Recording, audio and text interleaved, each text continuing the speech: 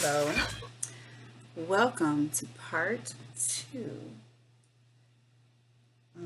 about the second cycle of your relationship with a narcissist. Now, I do want to point out that the blueprint, every narcissist is different. There's several types of narcissists. I mean, you have your covert narcissist, um, you have your malignant narcissist, you have cerebral narcissists. I mean, the list goes on. That could be a whole separate video, okay? But one thing's for sure, when you encounter a narcissist and have a relationship with a narcissist, I believe there's a narcissist headquarters and they send out a blueprint to all the narcissists in the world, and they're all over the world, okay? And it gives them this blueprint of how to operate in a relationship because it's the same everywhere you go, no matter what kind of narcissist they are, right?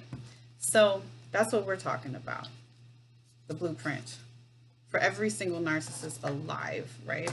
So the first video, we talked about the love bombing phase. They all love bomb. Every last one of them, okay? Guess I have my reading glasses on in case I need to look at my note because I can't see that good. All right, so next stop is the devaluing phase. So the first phase was the love bombing phase, where they get you reeled in and sucked in and they get that trauma bond going, right? The love bombing phase can last for weeks, months, or even years. You might be in the love bombing phase for years, guys, like 2 years, right? Before the devaluing phase starts. Depends on how long it takes for the narcissist to get bored.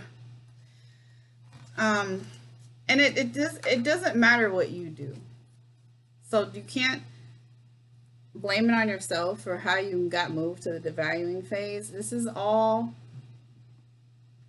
narcissists do this, regardless of how wonderful you are, like how fantastic you are, right? Okay, so what happens is it starts with subtle digs. It'll start with a shift in energy. It might start with like a change in intensity. Like in the love bombing phase, you know, they're constantly texting, they're constantly calling, they're showering you with compliments. I mean, it's just like 100% full force intense, right? With when they start devaluing you, there's going to be a shift in intensity. That's going to stop or slow down significantly. They're going to start breadcrumbing you. If you're an empath, which they're attracted to, you're going to feel a shift in energy for sure. The subtle digs will start coming. Like, for instance, when I say subtle digs, like, for instance, maybe you were the perfect shape before. They were just always loving the way you were shaped. Like, say they like a curvy woman.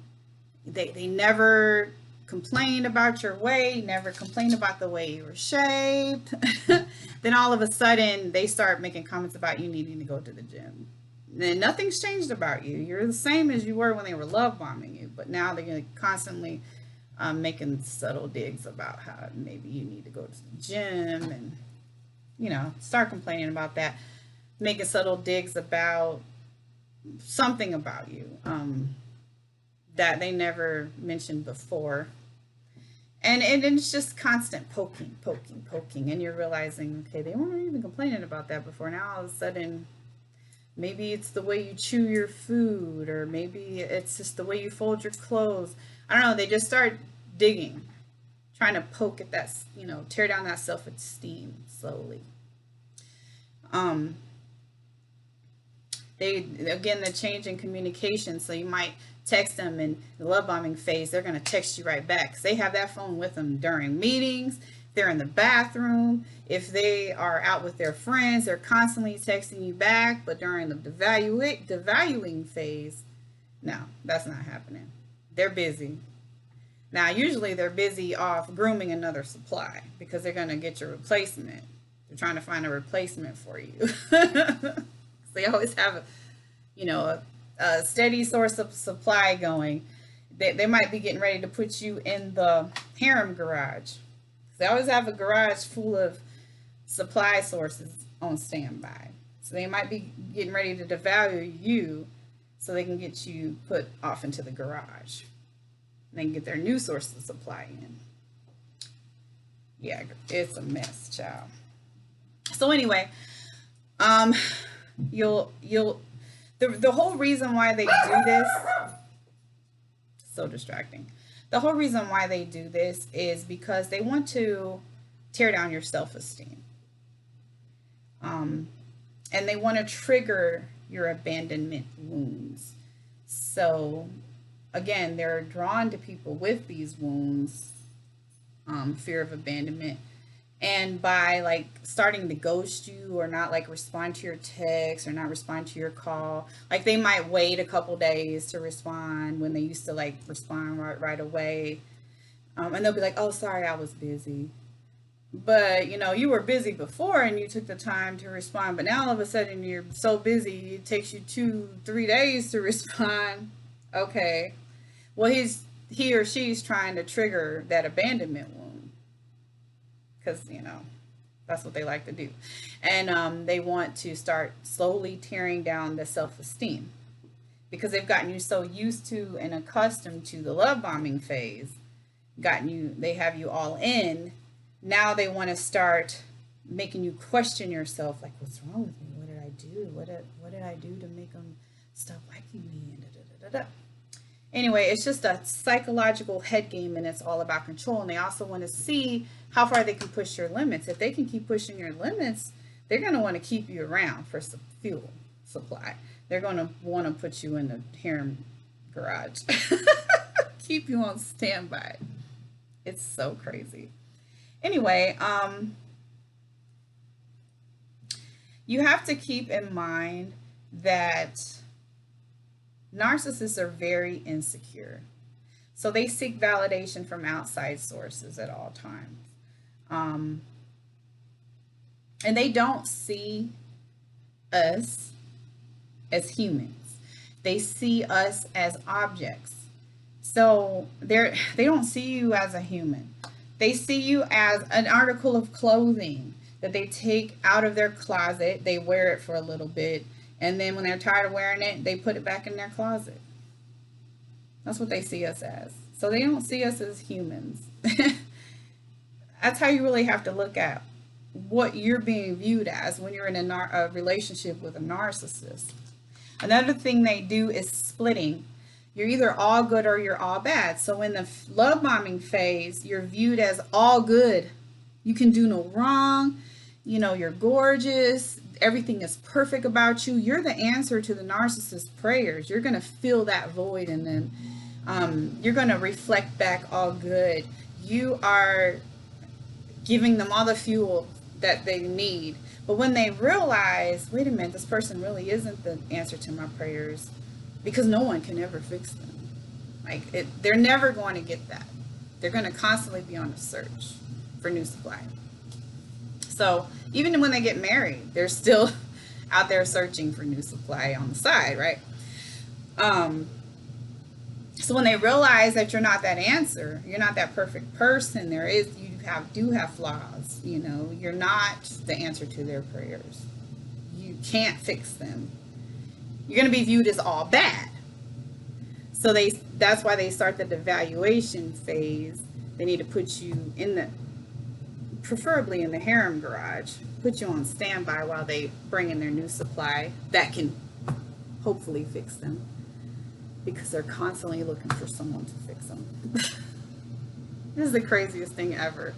So when they realize that you're all bad, they need to put you aside. That's when they start the devaluation phase, and that's when they get ready to move you towards the last phase, where they're going to discard you. And the discard phase isn't even permanent, because a lot of times, even when they discard you, they'll hoover you, which is the next phase. They'll hoover you back in and then put you back through the cycle all over again. That's why you see these dysfunctional relationships that just never end. They just cycle over and over and over and over. Anyway, What keeps you going through these cycles is the trauma bond that they built with you in the beginning stage, which was during the love bombing stage. So that's why the love bombing stage is so important to a narcissist. One thing that they like to do, narcissists love to do, is the silent treatment. That is like their weapon of choice. They love to stonewall and do the silent treatment. It's like that's a psychologically abusive tactic, actually.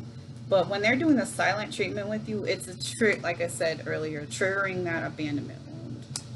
And it makes you go crazy because you're trying to think and you're on your own. You have no one you're communicating with. You're on your own thinking, what did I do? And it's my fault. It must be my fault. This person's not talking to me. They abandoned you. It's very psychologically abusive, and it's not a healthy way that adults communicate. This is how children react. Adults don't communicate by silent treatment and stonewalling. In a healthy relationship, people communicate when there's issues. Two people in a healthy relationship will get together and discuss their problems in real time and get to the bottom of them and find the solutions. They don't stonewall and implement silent treatment. So if you're dealing with a situation where a person is implementing silent treatment, you're going to really want to think of a way to get out of it. So it's very unhealthy and abusive. I like, there's a song by Janae Aiko, and she says, what does she say? You took me out and left me in the deep end. That's what narcissists do. And that's what the devaluing stage is all about. They took you out when you're in the love bombing stage. They took you out and they left you in the deep end. So when you're in the devaluing stage, you're going to feel like you've been left in the deep end and you're flailing around with no life raft. And you're like, what just happened to me?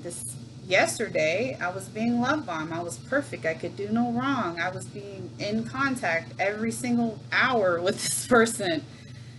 This person was future faking. They were promising the world to me. And today, I can't even get a response from them. You know, they're always busy. They're, whatever the case is, they've put you in the devaluing stage. So, I said all that to say that's the second phase of a relationship with a narcissist. So you're going to go through love bombing, then you're going to go through devaluing. The next stage is going to be discard. Sometimes it's the final discard, which means they're not coming back. But in most cases, it's a temporary discard where they're just going to move you to the harem garage, where you're going to sit in the garage with all the other discarded victims of the narcissist. And you're going to wait for them to come back around in the next stage, after discard, the Hoover stage. They'll come back around, throw you some breadcrumbs, and see if you're still waiting around for them, because you still have that trauma bond going with them. So you might be like, hey, ooh, he's back. Oh, I got to get part of this narcissist again. I gotta get that first crack pipe feeling. I gotta get him to love bomb me some more. These cycles are so destructive and vicious. They will make you feel like you are absolutely crazy. And that's what they're designed to do. So that's why I want to get the information out there. It's really important. Again, I can't stress the importance enough for you to deal with your attachment issues. Only half of the population has secure attachment. The other half of the population has attachment issues. Fearful avoidance, anxious attachment, and then you have dismissive avoidant attachment. The rest of the population falls into one of those three categories. And a narcissist is attracted to the people that fall into those categories. So if you have attachment issues, it's very important that you get healthy. You learn about the strategies of the narcissist, because there are a lot of them in our society. Once we learn about them and we learn about their strategies and we learn about how they prey on people that have not healed their inner wounds, we can shut them down and we can move towards having healthy adult relationships. So that's why I'm here to discuss part 2 of relationships with a narcissist, the devaluing stage, and I will be back to discuss part 3 shortly. Have a great day, or whenever you're watching this, morning, day, night. Thanks for listening, guys. Be back soon.